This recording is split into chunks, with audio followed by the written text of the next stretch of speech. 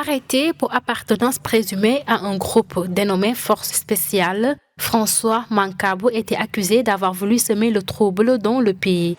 Membre de la principale force de l'opposition sénégalaise Yewwi Askan Wi, sa mort fait débat dans le pays. D'où le rappel des défenseurs des droits humains au respect de la dignité humaine dans les lieux de privation de liberté. Le fond du problème en réalité est beaucoup plus général, c'est-à-dire que nous devons prêter davantage attention à la situation des personnes, à leur intégrité physique lorsqu'elles sont dans des lieux de privation de liberté.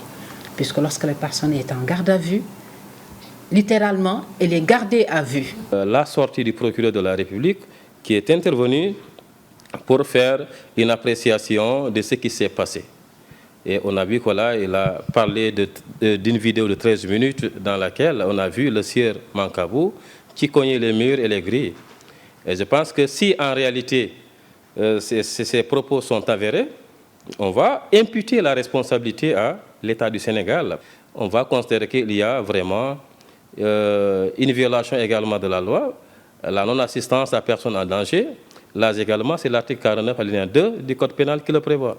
Face à la presse, le procureur de la République du Sénégal a évoqué une mort accidentelle, une thèse refutée par sa famille et ses avocats. Pour les spécialistes du droit, seule une enquête impartiale pourrait situer les responsabilités. Il faut que ça cesse. On ne peut pas sortir la personne de chez lui, aller en garde à vue et retrouver là-bas la mort.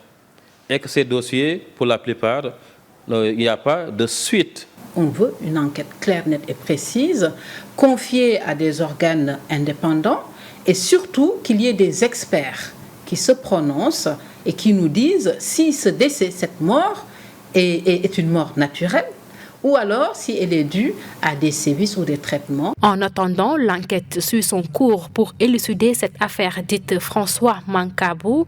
Un autre de ses co-accusés, Pape Amadou Seck, arrêté pour les mêmes faits, s'est évadé du pavillon spécial de l'hôpital de Dantec. Selon l'administration pénitentiaire, il y était traité pour une pathologie sévère.